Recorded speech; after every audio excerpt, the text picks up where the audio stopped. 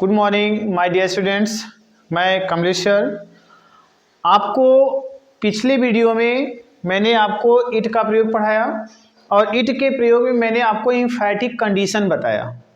आज मैं आपको टाइम और वीक, मंथ, ईयर और सेंचुरी के बारे में इट का प्रयोग कैसे करें, आज मैं आपको उसको पढ़ाने वाला हूँ। तो माय डियर स्टूडेंट्स, आइए सबसे पहले हम क्या देखते हैं, टाइम को देखते हैं। आप सभी जानते हो कि टाइम क्या होता है। आइए जरा हम टाइम को यहाँ पर देख लेते हैं। देखिए ये माय डियर स्टूडेंट्स, मैं आपके सामने एक वॉच बनाने जा रहा हूँ और यहाँ पर हमने लिखा 12, यहाँ पर लिखा मैंने 3, यहाँ पे लिखा 6 और यहाँ पर हमने लिखा 9। आप देखिए कि ये आपका आवर का निडल है और यहाँ पर जरा देखिएगा ये आपका क्या है, मिनट को बताती है। अब जरा समझिएगा कि ये यदि इधर आए, इधर ये निडल अगर इधर आती है तो क्या होता है, ज्यादा की तरफ संकेत करती है। अगर ये इधर आएगी तो ये क्या बताती है, ज्यादा बताती है। और ज्यादा का मतलब हम क्या लिखते हैं, पास्ट लिखते हैं। ज्यादा की मीनिंग क्या करते हैं, पास्ट लिखते हैं। या फिर हम ज्यादा की मीनिंग क्या कर सकते हैं, आफ्टर लिख सकते हैं। आइए यदि ये इधर आए, इधर हम इसके पीछे देखें, बैक देखें, इस साइड में देखें तो ये क्या बता रहा है, कम बता रहा है। ये क्या बता रहा है, कम बता रहा है। तो यदि कम कह लीजिए या आसपास कह लीजिए तो इसकी अंग्रेजी हम क्या लिखते हैं, टू लिखते हैं। या फिर हम इसकी अंग्रेजी क्या लगाते हैं, आप लगाते हैं। तो टू या फिर क्या लगाएंगे, आप लगाएंगे। आइए जरा हम देखते हैं कि हम समय पढ़ने चल रहे हैं तो समय पढ़ने के लिए हमें किसकी जरूरत पड़ती है, आवर की जरूरत पड़ती है। फिर समय के लिए हमें किसकी जरूरत पड़ती है, मिनट की जरूरत पड़ती है, मिनट्स की। फिर हमें जरूरत पड़ती है किसकी, सेकंड की जरूरत पड़ती है, सेकंड्स की जरूरत पड़ती है। मुझे आशा है कि आप सभी वॉच को देखना जानते हैं, समय के बारे में लगभग आप जानते हो। तो आइए हम आपको जरा यहाँ पर लेकर के आते हैं। जो आवर होता है ये आपका क्या होगा, 1 to 12 होगा, 1 to 12 होगा। सो माय डियर स्टूडेंट्स, ये आपका सेकंड्स हो गया। अब सेकंड्स के बाद में अब हम आपको लेकर के चलते हैं कि हमें किन किन शब्दों की अंग्रेजी जाननी है समय से रिलेटेड। तो आइए हम आपको लेकर के यहाँ पर आते हैं। जैसे अगर हमें कहीं पर अगर वाक्य में मिलता है आधा, आधा मतलब क्या होगा, 30 मिनट। आधा मतलब क्या होगा, 30 मिनट, 30 मिनट्स हो जाएंगे। और हम इसकी अंग्रेजी क्या लिखेंगे, हाफ पास्ट लिखेंगे। इसकी अंग्रेजी क्या लिखेंगे, हाफ पास्ट लिखेंगे। इसके बाद में आप अक्सर करके बोलते हैं सवा। जब सवा बोलते हैं तो सवा का मतलब क्या होता है कि किसी समय से 15 मिनट्स आगे, 15 मिनट आगे। तो ये आपका 15 मिनट ज्यादा जो है इसकी अंग्रेजी हम क्या लिखेंगे, क्वार्टर, क्वार्टर पास्ट लिखते हैं। और कभी कभी हम बोलते हैं पौने। तो जो पौने बोलते हैं उसका मतलब हुआ कि हम निश्चित समय से 15 मिनट पहले, तो इसका हम लिखते हैं क्वार्टर टू लिखते हैं। क्या लिखते हैं, क्वार्टर टू लिखते हैं। फिर मैंने आपको आगे बताया ही है कि अगर ज्यादा आएगा तो ज्यादा की अंग्रेजी क्या लिखेंगे, आप पास्ट लिखेंगे। और यदि कम आएगा तो हम इसकी अंग्रेजी क्या लिखते हैं, टू लिखते हैं। मैंने आपसे कहा कि इसके स्थान पे आप आफ्टर लगा सकते हो। फिर इसके बाद मैंने कहा इसके स्थान पे आप क्या लगा सकते हो, ऑफ लगा सकते हो। फिर अगर आप चाहो तो यहाँ पर भी क्या कर सकते हो, आफ्टर कर सकते हो।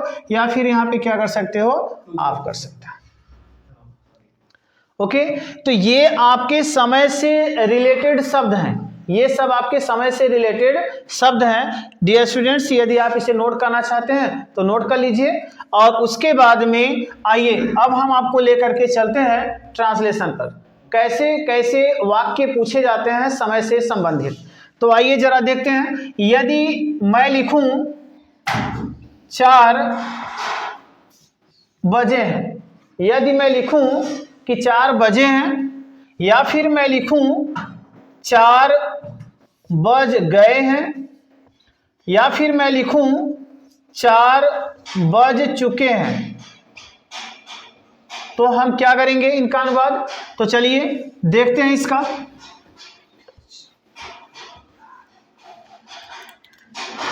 आपको लग रहा होगा कि यहां पर क्या दिया हुआ है? चुके हैं दिया है, इसका मतलब प्रेजेंट परफेक्ट टेंस है। या फिर आपको लग रहा होगा कि यहाँ पे ये है दिया है, इसका मतलब प्रेजेंट परफेक्ट टेंस है। नहीं, ये प्रेजेंट परफेक्ट टेंस नहीं है, ये आपका प्रेजेंट परफेक्ट टेंस हो ही नहीं सकता। क्यों? क्योंकि ये क्या बता रहा है? टाइम बता रहा है। और टाइम, यदि टाइम की बात होती है तो ऐसे सेंटेंस का ट्रांसलेशन हमेशा हम किसके माध्यम से करते हैं? इंट्रोडक्टरी इट के माध्यम से करते हैं। तो आइए हम इसका अगर ट्रांसलेशन करेंगे तो पहले क्या लिखेंगे? इट, फिर है की मीनिंग क्या लगाएंगे?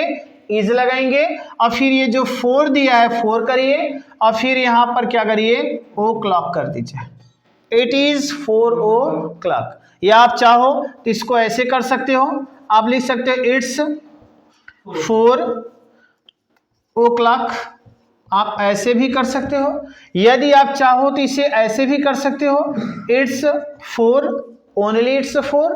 आप इतना कर दीजिए, आपका ये कंप्लीट होगा। अब इसी तरह से अगर मैं कहूँ 5 बजे हैं तो आप क्या बोलोगे? It's 5 o'clock। 6 बजे हैं, इट्स 6 o'clock। 7 बजे हैं, इट्स 7 o'clock। 9 बजे हैं, इट्स 9 o'clock। 10 बजे हैं, इट्स 10 o'clock। आई थिंक आप इसे समझ गए होंगे और आप कर लेंगे। आइए इसके बाद में हम आपको लेकर के चलते हैं अगले स्टेप पर। यदि मैं लिखूं 12:30 बजे हैं, 12:30 बजे हैं, यदि हम इसका अनुवाद करें तो मैंने आपसे कहा था कि 60 मिनट का आधा, जो 60 मिनट का आधा होगा वही आपका क्या होगा? हाफ पास्ट होगा। तो यहां पर जरा देखिए कि यहां पे क्या दिया है? 12:30 दिया है। अगर 12:30 दिया है तो 12:30 का मतलब होता है आधा। आधा किसका? 60 मिनट का। 60 मिनट का क्या हो जाएगा? हाफ, मतलब 30 मिनट्स। ये आपका क्या हो जाएगा? 30 मिनट्स हो जाएगा। यदि आधा दिया है तो ध्यान रखिएगा 60 मिनट का आधा क्या हो जाएगा? 30 मिनट्स हो जाएगा। अब हम क्या करेंगे? इसका अनुवाद करते हैं। तो चलिए इसका अनुवाद करके देखते हैं। हम इसका अनुवाद करेंगे तो हम सबसे पहले क्या लगाएंगे? इट्स लगाएंगे। हम इट इज लिखें या इट्स लगे, बात एक ही हुई। फिर 12:30 की मीनिंग क्या करेंगे आप? हाफ, हाफ पास्ट करेंगे, और फिर आप क्या करोगे? 12 o'clock। It's half past 12 o'clock। चलिए हम थोड़ा सा इसको साइड में कर लेते हैं। कैसे करेंगे? हम क्या करेंगे? ऐसे कर सकते हैं, इट्स हम ओनली 30 कर देते हैं। इट्स 12:30। हम इसे क्या कर सकते हैं? इट्स 12:30। ये आपका हो जाएगा इट्स 12:30। इसको हम स्पोकन इंग्लिश के लिए प्रयोग कर सकते हैं, स्पीक के लिए प्रयोग कर सकते हैं। आइए इसके बाद में फिर हम आते हैं यहाँ पे 9:15 बजे हैं। 9:15 बजे हैं, इसका अनुवाद करेंगे आप तो यहां पर क्या करेंगे? इट्स करिए। इट्स करने के बाद सवा की मीनिंग क्या करेंगे? Quarter past. यहां पे ज्यादा हो रहा है, 9 से ज्यादा हो रहा है। जब ज्यादा की बात करते हैं तो पास्ट लगाते हैं, और कम की बात करते हैं तो क्या लगाते हैं? टू लगाते हैं। तो हमने क्या किया? इट्स क्वार्टर पास्ट, और फिर हम यहाँ पे क्या करेंगे? 9 o'clock। It's quarter past 9 o'clock। अगर आप इसे साइड करना चाहते हो तो और देखते हैं हम क्या कर लें? पहले इट्स कर लें, फिर 9:15 का मतलब क्या होता है? आप समय देखना जानते हैं। 9 बजकर के कितने मिनट हुए? 15 मिनट्स। तो चलिए हम इसको क्या कर सकते हैं? 9:15 क्या करेंगे? इट्स 9:15 क्या हो जाएगा? इट्स 9:15। आइए अगर मैं कहूँ 10:15 बजे हैं तो क्या करेंगे आप? अगर मैं कहूँ 10:15 बजे हैं तो इसका आप क्या करोगे? सबसे पहले लिखोगे इट्स क्वार्टर, अब की बार मैं पास्ट नहीं लिखूंगा, अब की बार मैं क्या लिखना चाहता हूं, आफ्टर। तो चलिए आफ्टर, इट्स क्वार्टर आफ्टर क्या करेंगे 10 o'clock, it's quarter after 10 o'clock। या फिर हम इसी को ऐसे लिख सकते हैं, हम लिखेंगे इट्स 10:15, इट्स 10:15, हम ऐसे भी लिख सकते हैं। तो अब आप इसके आधार पर, इसी के बेस पर आप ढेर सारे ट्रांसलेशन कर सकते हैं। आइए, इसके बाद में सवा हो गया। अब हम क्या करेंगे, अभी तो हमने क्या किया, सिर्फ ज्यादा ज्यादा पढ़ा। आइए अब हम कम कम पढ़ते हैं। और कम क्या होगा जरा देखते हैं। अगर हमने लिखा 9 बजने में 10 मिनट बाकी है, 9 बजने में 10 मिनट बाकी है, तो कैसे करेंगे। आइए सबसे पहले हम क्या करेंगे, इट्स यहां पर क्या दिया है 10, और फिर हम यहां पे क्या करते हैं मिनट्स, अब बाकी दिया है ना, देखिए कम की बात हो रही है, तो आप सीधे सीधे यहां पे क्या लगा दीजिए 2, और फिर 9 o'clock, ये आपका बन जाएगा इट्स 10 minutes to 9 o'clock। या फिर आप इसे क्या कर सकते हो, इट्स 10 minutes of 9 o'clock, आप ऐसे करो। या फिर आप ऐसे भी कर सकते हो, इट्स 10 of 9, इट्स 10 of 9। या फिर आप इसे ऐसे भी कर सकते हो, इट्स 10 to 9। अब आप कहोगे कि आपने यहाँ पे मिनट नहीं लिखा, तो माय डियर स्टूडेंट्स मैं आपसे कहना चाहूँगा कि जब समय आए और वो किस रूप में आए, 5 में आए, 10 मिनट्स आए, 15 मिनट्स आए, 20 आए, तो ध्यान रखें 5 के गुणात्मक रूप में आए तो ध्यान रखिए वहां पे आप मिनट नहीं लिखना चाहिए।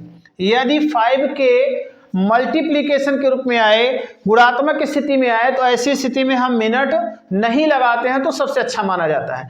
इसीलिए मैंने कहा इट्स 10 of 9 या फिर इट्स 10 to 9। ये आप इतने तरह से अनुवाद इसका बना सकते हैं। आइए फिर हम आगे चलते हैं। जैसे अगर दे दिया 4 बजने में 5 मिनट बाकी हैं, तो हम क्या करेंगे, इट्स हम 5 कर दें, फिर 2 कर दें, 4 कर दें, इट्स 5 to 4, इट्स 5 to 4 आपका बन जाएगा। चले अब हम आगे आपको लेकर के चलते हैं।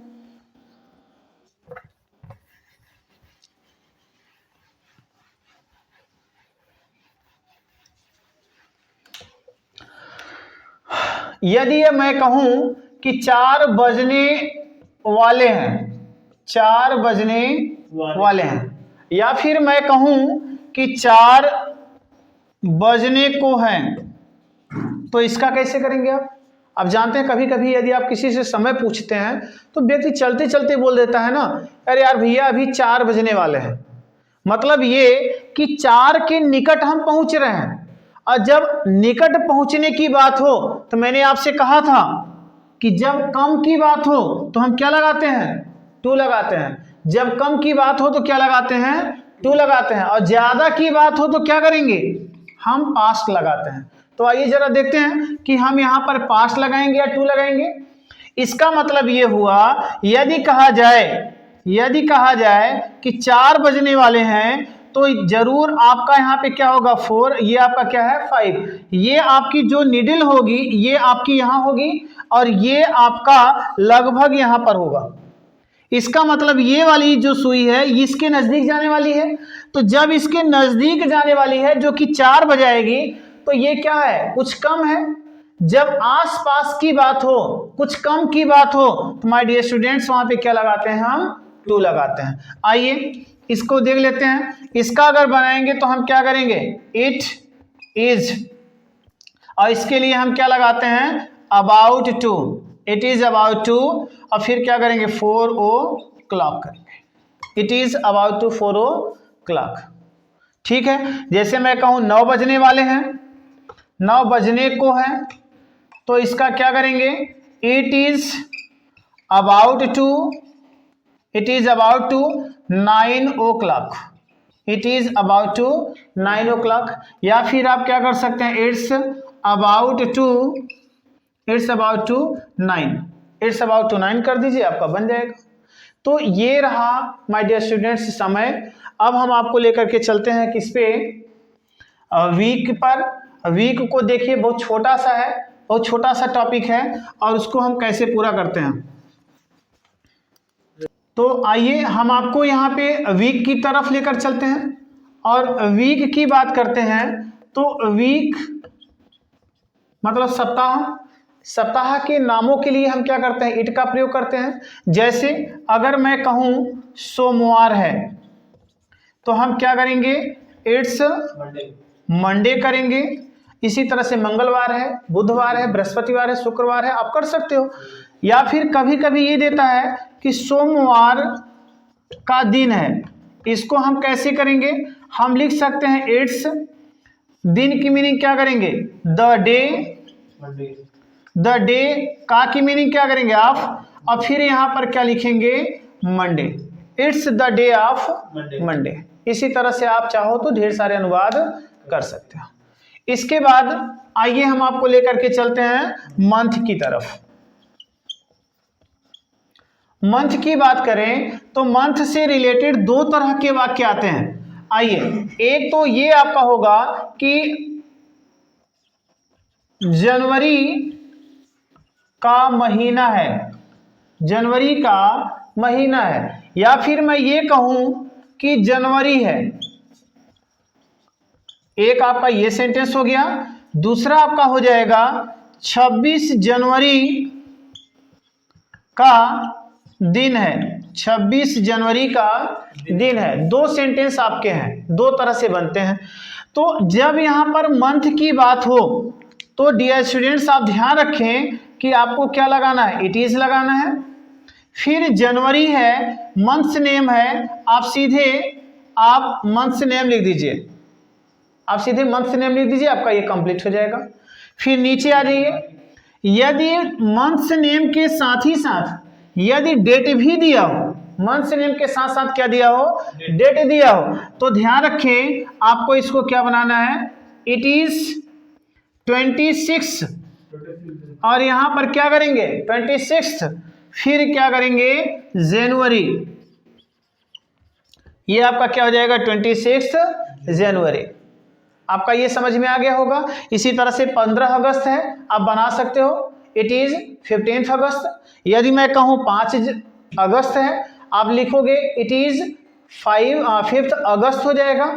अब मैं आपसे थोड़ा सा टॉपिक पर ही बात करूंगा, लेकिन आपके मन में ये आ रहा होगा कि टीएच मैंने क्यों लगा दिया।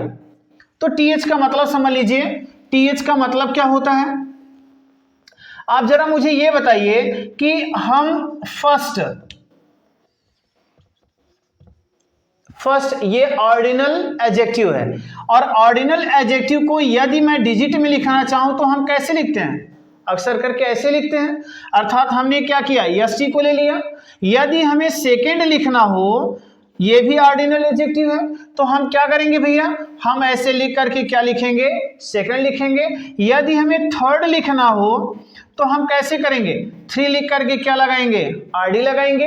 बाकी अगर हमें मान लीजिए फोर्थ लिखना हुआ तो फोर्थ में हम क्या करते हैं, 4 लिख करके क्या लगाते हैं, टीएच लगाते हैं। तो माय डियर स्टूडेंट्स, मैं आपसे ये कहना चाहूंगा कि जब भी किसी डिजिट की बात हो और लास्ट में ये आए तो आप जरूर एसटी लगाइए, जब ये आए तो एनडी लगाइए, और जब 3 आए तो आरडी लगाइए। बाकी जितनी डिजिट्स आएंगे सबके साथ आपको क्या लगाना है, टीएच लगाना है, ताकि यह क्या बन जाए, ऑर्डिनल एडजेक्टिव बन जाए। इसीलिए हमने यहाँ पे क्या लगा दिया है, टीएच लगा दिया। आइए अब हम आपको लेकर के चलेंगे ईयर पर।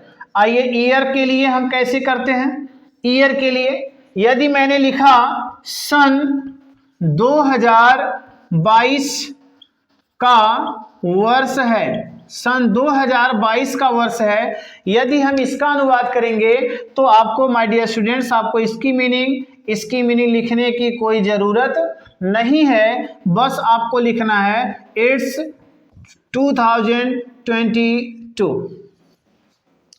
इसी तरह से जितने भी वर्ष आएंगे आपको इनकी मीनिंग लिखने की जरूरत नहीं है, आपको सिर्फ और सिर्फ इट्स लगा करके ये ईयर को लिख दीजिए। माय डियर स्टूडेंट्स, आपका ये कंप्लीट होता चला जाएगा।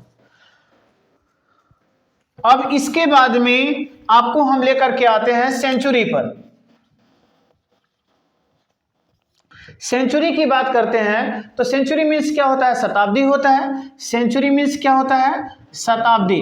तो आइए जरा देखते हैं, यदि मैंने लिखा 21वीं शताब्दी है, 21वीं शताब्दी है, तो माय डियर स्टूडेंट्स जरा देखें यहां पर क्या लगा हुआ है हिंदी में? वी। ये क्या बता रहा है? ऑर्डिनल बता रहा है। तो जब ऑर्डिनल बता रहा है तो अंग्रेजी का अनुवाद करते समय भी हमें क्या करना है? इस वी की मीनिंग लिखना पड़ेगा। आइए हम जो अभी इसके पहले ऑर्डिनल के बारे में बताए थे वही चीज फिर हमारे सामने आ गई है और फिर हम वैसा ही बनाते हैं। हम पहले क्या करेंगे?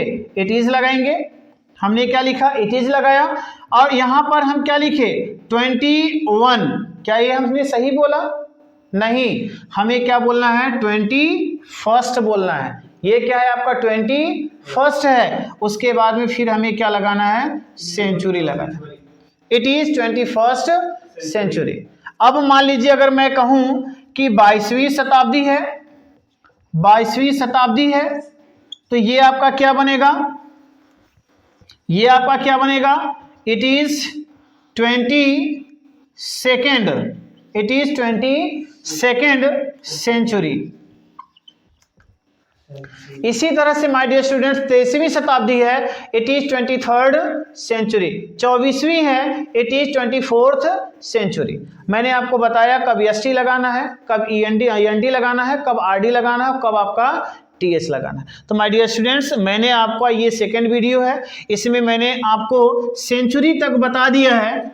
अब इसके बाद में थर्ड वीडियो एक आपका बनेगा जिसमें मैं आपको इन्फिनेटिव और नेचुरल इवेंट्स के बारे में बात करूंगा। और आपसे एक बार पुनः कहूंगा, यदि वीडियो अच्छा लगा हो तो अपने फ्रेंड्स के साथ जरूर इसको शेयर करें। इस चैनल आपका है और इसे आगे बढ़ाने का प्रयास करें और हमारा भी उत्साह बढ़ाएं। धन्यवाद।